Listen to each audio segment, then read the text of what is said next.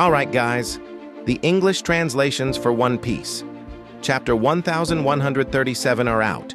As most of you may already know by now, this chapter had one of the biggest plot twists with the reveal of the mysterious Holy Knight that looks like Shanks. So without further ado, let's go over this insane chapter. The chapter starts off with Luffy and the gang arriving at the castle to get the keys to free Loki. They realize the castle door has already been broken from inside and proceed to enter the castle. This was most likely done by the Holy Knights. We can see that the entire castle is in ruins and everything is falling apart. Road then reveals that it is actually because of a great battle that took place inside the castle when Loki killed King Harold. We see giant skeletons lying around everywhere and find out that Loki actually killed 100 giant guardians on that day, and Ja Rule was the only one who survived. We then learn that some giants have horns because of the ancient giant blood in them. King Harold also had those horns, but he cut them off to show he is against the warrior culture. It is then revealed that Hadrudin is actually the son of King Harold and the half-brother of Loki.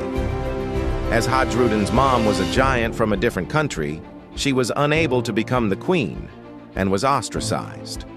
We then get a wholesome flashback between Road and Hadrudin, revealing how they became comrades. Even though Hadrudin suffered a lot growing up, he was always kind and friendly towards Road. Hadrudin came forward to help Road when other children were making fun of him for being a nerd. That's why Road wants to help Hadrudin achieve his dream of uniting all the giant tribes in the world. We can notice the cool parallel between Zoro and Road in trying to help their respective captains achieve their dreams. It's nice to see the character development Road is getting so far. Anyways, we then cut away to the underworld, where Loki is getting beaten up by Gunko for refusing to join the Holy Knights.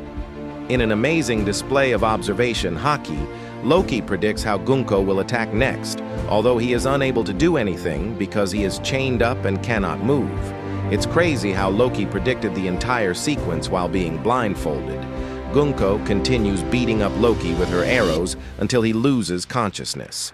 Then, in an epic scene, the mysterious hooded Holy Knight orders Gunko to stop the beatdown on Loki and unveils his hood. It is revealed that he is actually the leader of the Holy Knights, and his name is Figurland Shamrock. He is the son of Saint Figurland Garling, one of the 5 elders, a world noble. The most shocking part is that he looks just like Shanks, with the only difference being he has no scars and has long hairs compared to Shanks. He even has his left arm, unlike Shanks. So this all but finally confirms the Shanks has a twin brother theory. It is highly likely that Shanks is from the Figurland family and is actually a celestial dragon himself. The hooded figure that visited the 5 elders during the reverie was most likely Shamrock, not Shanks. Figurland Shamrock by far has one of the most coldest designs of One Piece ever, and he looks really tough.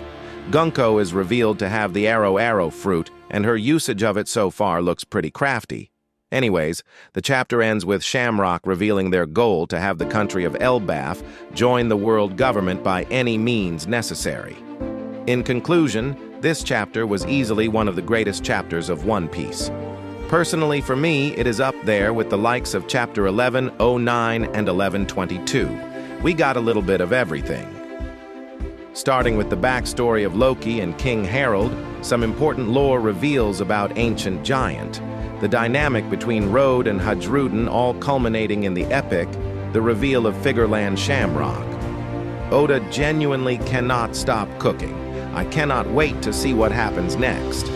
Thankfully, there is no break next week, so we don't have to wait much for the next chapter. Thank you for watching. I love One Piece.